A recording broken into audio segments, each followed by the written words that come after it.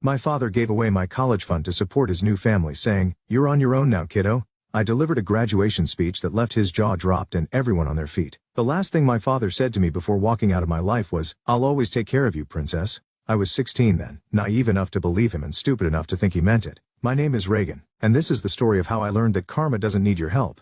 It just needs time. I remember that morning clearly. Mom was making pancakes, her specialty for Sunday breakfast. The kitchen smelled like vanilla and coffee, and Dad was supposedly running errands. His empty chair at our breakfast table should have been our first warning. "He's been gone a while," Mom said, trying to sound casual as she flipped another pancake. "Did he say where he was going?" I shrugged, scrolling through my phone. "Just errands, same as always." The doorbell rang at 10:47 a.m. I know because I checked my phone when I heard it, wondering if Dad had forgotten his keys again. Instead there was a courier with an envelope. "Mrs. Lucas?" he asked, holding out his tablet for a signature. Mom wiped her hands on her apron and signed.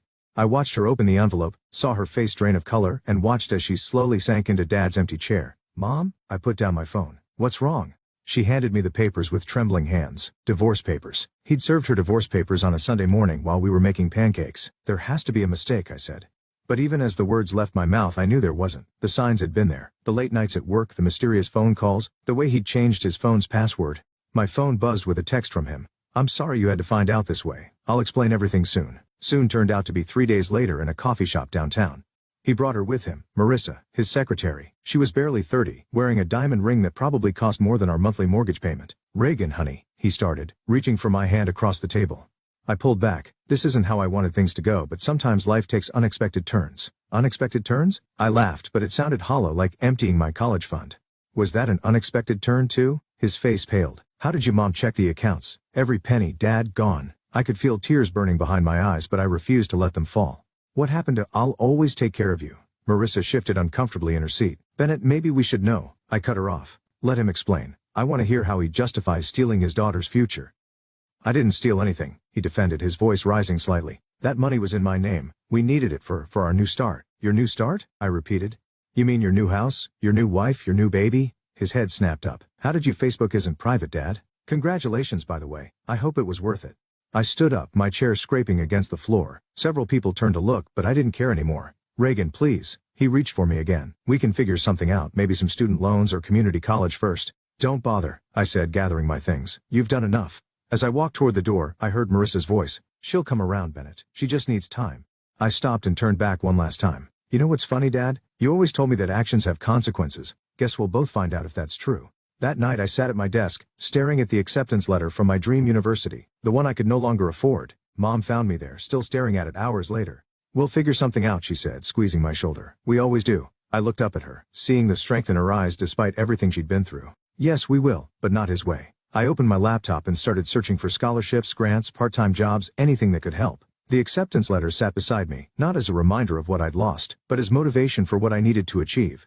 My father thought he could break me by taking my future. Instead, he gave me something far more valuable, the determination to succeed without him. And succeed I would, not just for myself but to show him exactly what he'd thrown away. I made myself a promise that night. I would graduate at the top of my class, and when I did, he'd realize exactly what his new start had cost him. Sometimes the best revenge isn't about getting even. It's about getting better, and I was about to get so much better. "That's your third cup of coffee in 2 hours," Esther said, sliding into the booth across from me at the diner where I work nights. "You're going to vibrate right out of your shoes." "Can't help it," I mumbled, shuffling through a stack of scholarship applications. These are due by midnight, and I still have a shift to finish.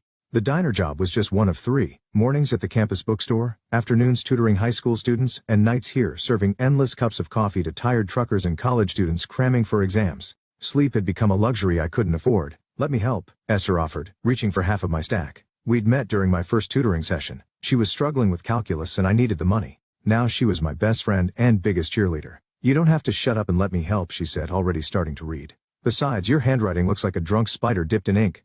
The bell above the door chimed, and I jumped up to serve the new customers. When I returned, Esther was frowning at her phone. "What's wrong?" She hesitated. "Your dad posted something about his new baby." My hand trembled slightly as I poured more coffee. "Let me guess, another perfect family photo?" "Reagan, it's fine." I cut her off. I'm too busy for a social media fairy tale anyway. But later that night, after my shift ended, I found myself scrolling through his profile. There they were, Bennett, Marissa, and baby Sadie, all smiling and matching Christmas sweaters. The caption read, "Nothing better than family time." I threw my phone across the room. The next morning I dragged myself to the campus bookstore fighting exhaustion. My manager Mike took one look at me and shook his head. "You look like death warmed over, kid." Thanks for the compliment, I muttered, stocking textbooks. Take a break, he said. There's something I want to show you. He led me to his office and pulled up the store's website.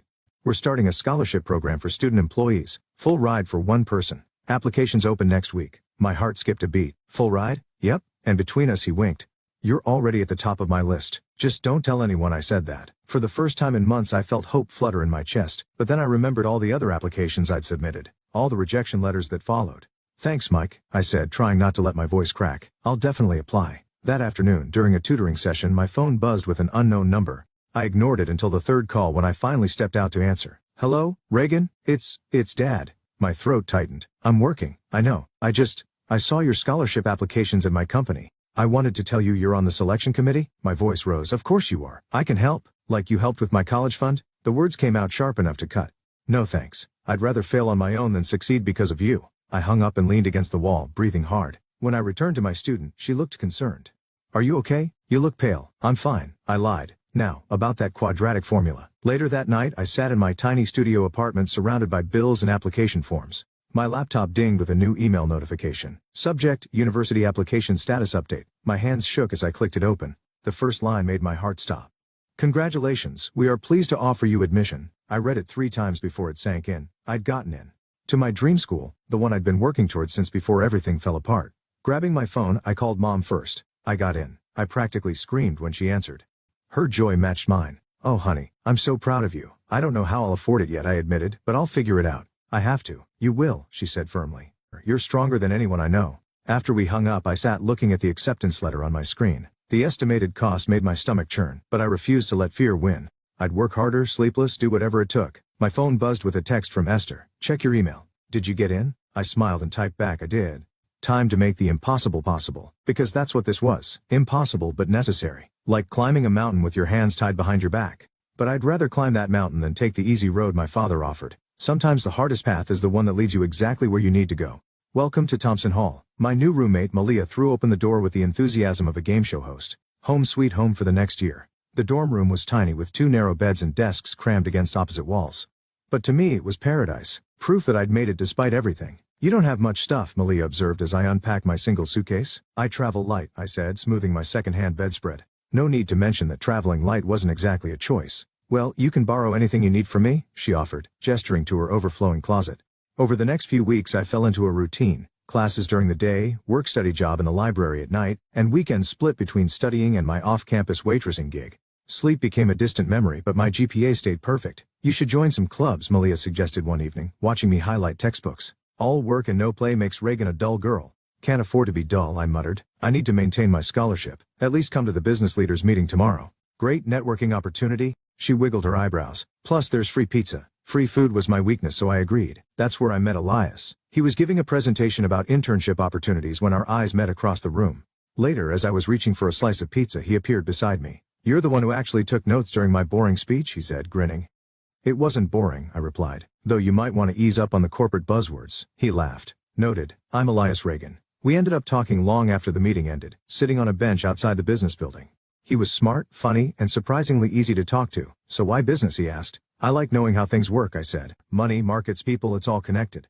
And, he raised an eyebrow, there's more to it than that. Before I could answer, my phone buzzed. A Facebook notification. Bennett Lucas has tagged you in a photo. My hand trembled as I opened it. There I was, maybe 5 years old, sitting on my dad's shoulders at a carnival. His caption, missing my firstborn today. Your throwback Thursday family is everything.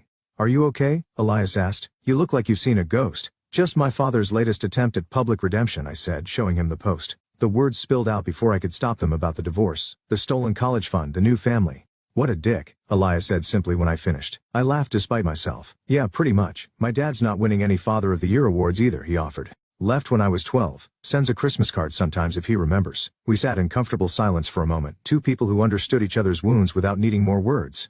The next day, I overheard 2 students talking in the library while I was reshelving books. Did you hear about the new alumni scholarship program? Yeah. Full ride for students who demonstrate exceptional leadership and community impact.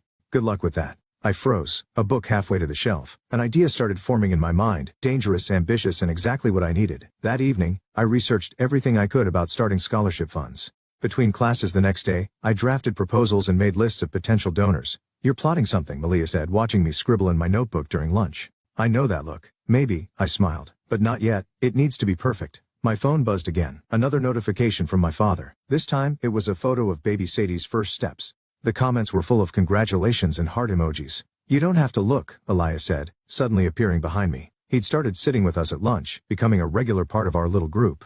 I know I closed the app, but sometimes I need the reminder. Reminder of what? Of why I'm doing this? All of it. I gestured to my notebooks full of plans. Success is the best revenge. Right? Revenge is overrated, he said carefully, but success, that's forever. Later that night, as I was closing the library, I found a note slipped into my bag. It was from Elias. "Whatever you're planning, I'm in. Just say the word." I smiled, tucking the note into my planner. The pieces were falling into place, slowly but surely. My father thought he could write me out of his story, replace me with his new perfect family, but I was writing my own story now, and it was going to be one hell of a plot twist. Reagan, wake up. I jerked awake, my face pressed against a textbook in the library. Elias stood over me, concern etched on his face. "What time is it?" I mumbled, wiping drool from my chin. 3 a.m. I was walking back from the computer lab when I saw the light on in here. He sat down across from me. "This is the third time this week I found you like this." "I have a midterm tomorrow," I said, straightening my papers, "and a presentation for business ethics, and a double shift at the diner, and you're going to crash and burn if you keep this up." He closed my textbook firmly. "Come on, I'm walking you home." The October air was crisp as we crossed the empty campus. My legs felt like lead, and even keeping my eyes open was a struggle. "Talk to me," Elias said suddenly. "Tell me something you've never told anyone else." "Why?" "Because you're about to face plant into the sidewalk, and talking will keep you awake." I was too tired to argue. "I have this recurring dream," I started. "I'm back at my old house before everything fell apart. Dad's making his famous Sunday pancakes." My voice caught. I hadn't meant to talk about this, especially not with him. "Go on," he encouraged softly. In the dream I always try to warn him, tell him not to leave, not to throw everything away. But when I open my mouth, no sound comes out, and then I watch him walk away over and over. We reached my dorm, but neither of us moved to go inside. "Want to know what I think?" Elias asked. "What?" "I think you're still trying to save him, but he's not the one who needs saving." Before I could respond, my phone buzzed. A text from my mother. "Your father called. Says he's coming to campus next week for some alumni event. Wanted you to know." The exhaustion vanished, replaced by a cold knot in my stomach. "Bad news?" Elias asked, watching my face. "My father's coming here next week." My hand started shaking with his new family. "Hey." Elias grabbed my shoulders gently. "Look at me. You don't have to see him." "Yes, I do," I whispered. "Because if I hide, he wins, and I'm done letting him win." The next morning, I could barely focus in class. Professor Martinez had to call my name twice during our business ethics discussion. "Miss Lucas, your thoughts on ethical leadership?" "Sorry." I straightened in my seat. "I was just thinking about how ethics often conflict with personal gain and how leaders justify their choices." "Interesting perspective." She nodded. "Perhaps you could expand on that in your final paper?" After class, Malia cornered me in the hallway. "Okay, spill. What's going on? You're acting weird." "My father's coming to campus," I said, the words tasting bitter. "For some alumni event next week? The fall alumni mixer?" She pulled out her phone. "Wait. I saw something about that. They're announcing new scholarship initiatives." My heart stopped. Of course he would be there, probably presenting some generous donation, playing the role of successful businessman and philanthropist, the perfect image for his perfect new life. That night, I couldn't sleep. I found myself in the 24-hour campus coffee shop staring at old family photos on my laptop. There was one from my T8 birthday, the last one before he left. We were both smiling at the camera, his arm around my shoulders. "You look like him," a voice said. I slammed my laptop shut. Elias stood there with 2 coffee cups. "Sorry," he said, sliding one toward me. "Didn't mean to sneak up." "I don't look like him," I said sharply, then softer. "Sorry, I'm just scared, angry," I corrected. "And tired, so damn tired." "Of what? Of pretending I'm okay? Of working 3 jobs and maintaining perfect grades? Of watching him play happy families on Facebook while I gestured to my surroundings, the empty coffee shop, the stack of textbooks, the dark circles under my eyes. Elias was quiet for a moment. "You know what's funny? He probably thinks he's hurting you by showing off his new life. But look at you, top of our class, working your ass off, building something real. You're everything he's pretending to be." I looked up at him, really looked at him for the first time that night. "Why are you here, Elias? It's 4 a.m. He smiled slightly because sometimes people need someone to remind them how strong they are, even if it's at 4 a.m. in a coffee shop. The sun was starting to rise when we finally left, casting long shadows across the empty campus. In a week, my father would walk these same paths, showing off his new family. But this was my territory now, and I was done being the ghost in his perfect new life. The day of the alumni mixer arrived with a cruel twist of fate. My manager at the diner called at 6 a.m. "Reagan, we're letting you go," she said without preamble. "The owner's nephew needs a job," and while I sat on my bed, phone pressed to my ear as she rambled about budget cuts and family obligations. All I could think about was the rent due next week. "Thanks for the opportunity," I said mechanically before hanging up. Malia found me still sitting there an hour later. "Earth to Reagan, you're going to be late for what's wrong?" "Lost my job at the diner," I said, forcing myself to stand, "but it's fine. I'll figure something out." "It's not fine," she insisted. "You need that money. What I need is to get through today without falling apart. I grabbed my blazer, the only one I owned, bought secondhand for interviews. The alumni mixer starts at noon. The business building was transformed when we arrived. Elegant buffet tables lined the walls and well-dressed alumni mingled with nervous students. I scanned the room, my heart pounding. There, Malia whispered, nudging me. By the podium, my father stood in an expensive suit, Marissa beside him in a designer dress. Baby Sadie, now a toddler, clung to his leg. They looked like a magazine advertisement for perfect families. Reagan, Professor Martinez appeared suddenly. I'm so glad you came. There's someone I'd like you to meet. She started leading me toward the podium, toward them. Professor, Bennett, she called out. This is Reagan, one of our top students.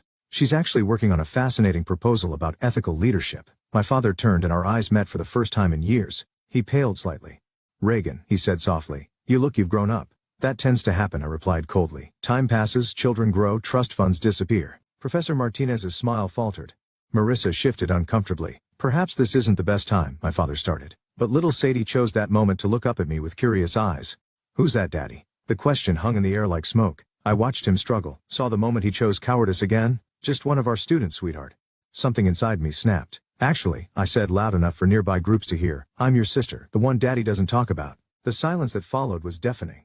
Marissa quickly scooped up Sadie, whispering about finding the bathroom. Reagan, please, my father hissed. This isn't the place. When is the place, I demanded. When you're posting fake family photos on Facebook, or when you're announcing scholarships to prove what a generous man you are. You don't understand. I understand perfectly.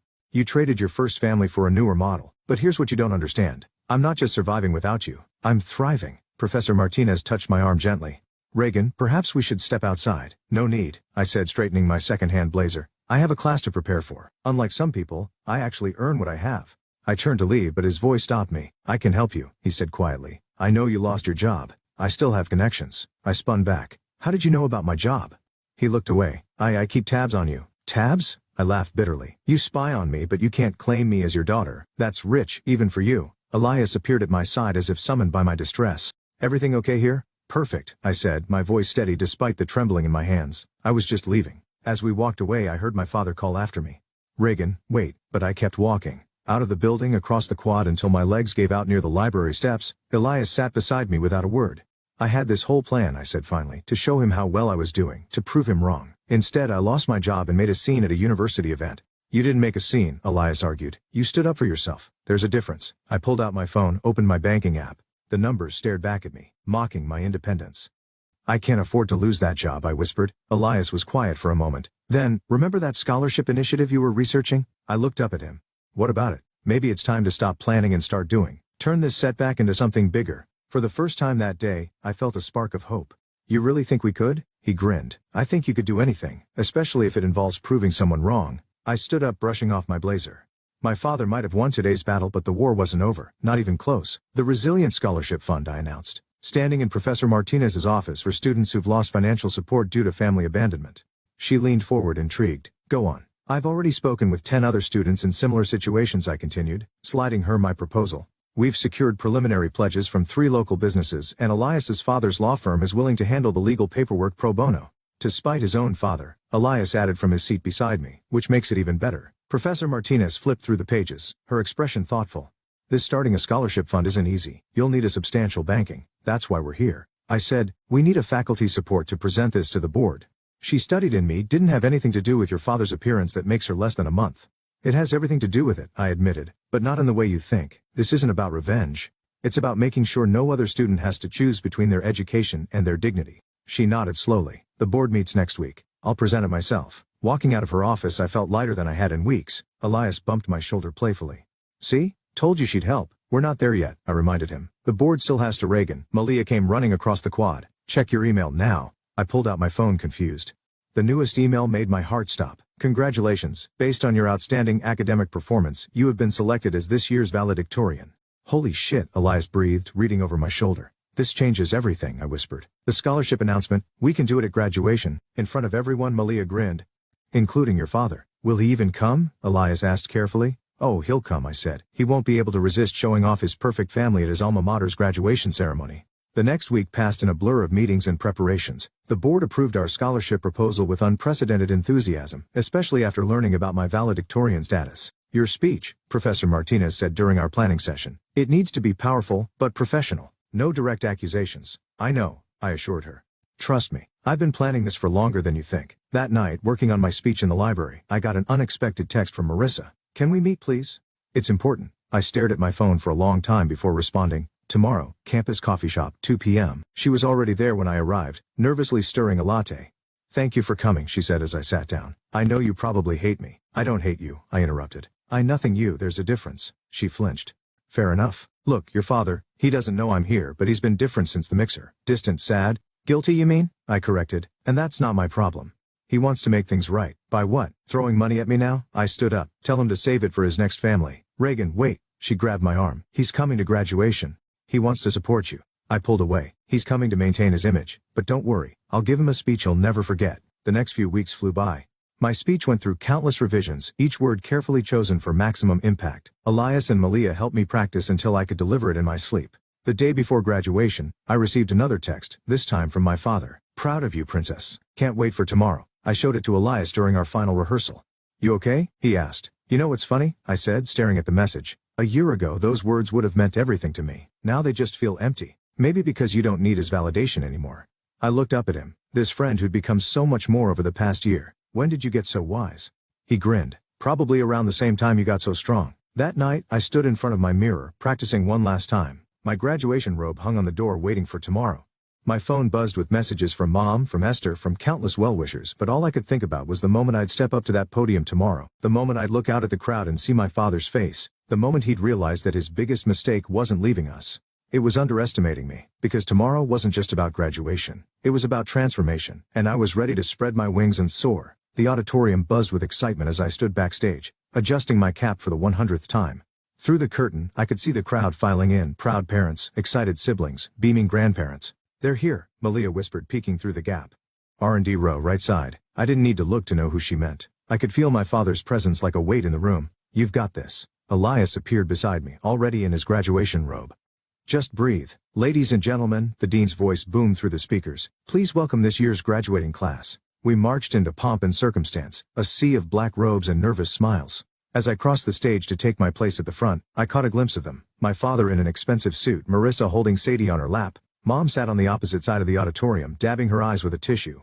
The dean's speech passed in a blur. Then, and now it gives me great pleasure to introduce this year's valedictorian, a student who has maintained perfect grades while working multiple jobs, and who has already made significant contributions to our university community, Reagan Lucas. The applause thundered as I approached the podium. My hands trembled slightly as I arranged my notes, but my voice was steady when I began. 4 years ago, I learned a valuable lesson about family. I started, my eyes scanning the crowd. I learned that sometimes the people who should support you the most are the ones who let you down the hardest. The room grew quiet. In the third row, my father shifted uncomfortably. I stood in my kitchen one Sunday morning, watching my college fund disappear, along with my dreams of higher education. But that moment taught me something crucial.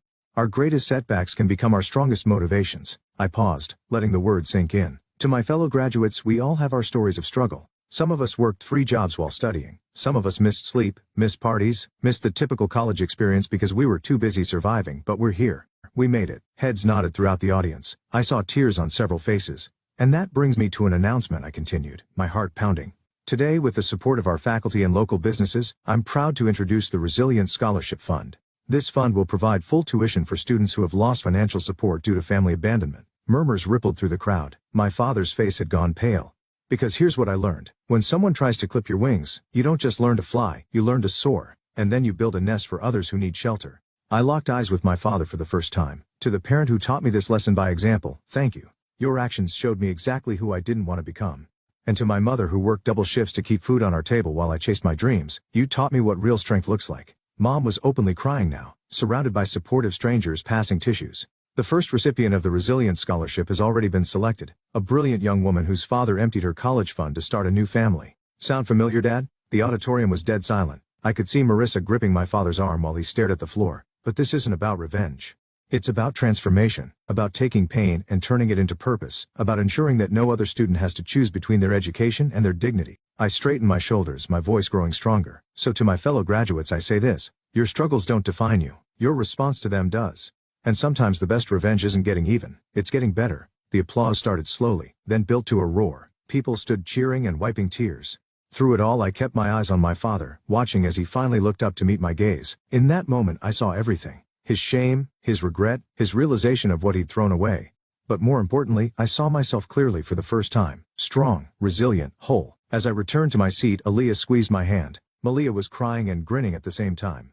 "That was incredible," she whispered, but it wasn't over yet. As the ceremony continued, I watched my father stand and quietly leave his seat, Marissa calling after him in a hushed voice. He walked out of the auditorium, shoulders slumped, leaving his perfect family behind. Sometimes karma doesn't need your help. Sometimes all it needs is a microphone, and the truth.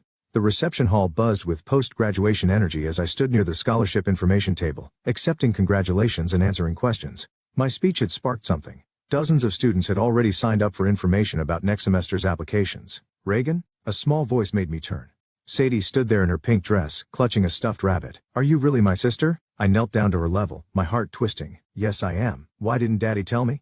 Before I could answer, Marissa appeared, looking flustered. "Sadie, I told you to stay with me." "Oh." She stopped short when she saw me. "Reagan, I'm sorry, it's okay," I said, standing up. "She deserves answers more than anyone." "He left," Marissa said quietly, "after your speech. I don't know where he went." "That seems to be his specialty," I replied, but without the bitterness I'd carried for so long. Mom approached then, wrapping me in a tight hug. "I am so proud of you, baby girl, so proud." "Mrs. Lucas?" Marissa started. "I don't." Mom cut her off gently. "What's done is done. What matters now is doing better." Sadie tugged at my graduation robe. "Will you come to my ballet recital next week? I'm going to be a butterfly."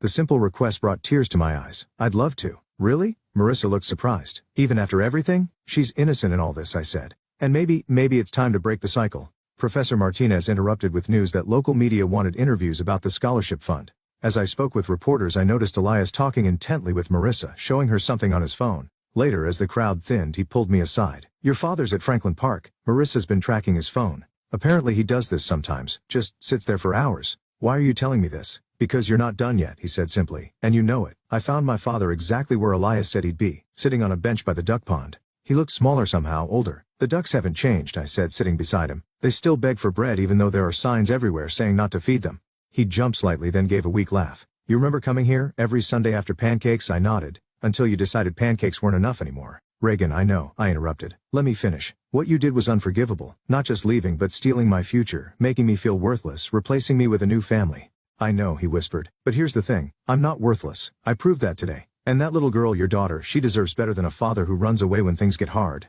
He looked at me then, tears in his eyes. "How did you become so strong?" "By having no choice," I answered honestly. "But strength isn't enough anymore. I want peace. Not for you, for me." "What are you saying?" "I'm saying I'm done carrying this anger. I'm done letting your choices define my life, and I'm done pretending Sadie isn't my sister just because you're my father." "You mean, I'm going to her ballet recital next week. I'm going to be the big sister she deserves. But you need to decide what kind of father you want to be to both your daughters." I stood up, brushing off my graduation robe. "The scholarship fund's first board meeting is next month. You're welcome to attend as a donor or as my father. Your choice." As I walked away, he called out, "Reagan, thank you. Not for forgiving me, but for becoming someone I wish I had the courage to be." I didn't turn around, but I smiled slightly. Sometimes closure doesn't look like you expect it to. Back at the reception, Elias was waiting with Malia and Mom. Sadie had fallen asleep in Mom's lap, still clutching her rabbit. "You okay?" Elias asked softly. "Better than okay," I replied. "I'm free." Looking around at these people, my chosen family, my half-sister, even Marissa hovering uncertainly nearby, I realized something profound. Sometimes family isn't about who shares your blood but who shares your journey. My father might never become the dad I deserved, but I'd become the person I needed to be. And maybe that was the point all along. The scholarship fund would help others find their strength too. And me, I was ready for whatever came next, not as someone's daughter or sister or victim, but as myself, just Reagan, and that was more than enough.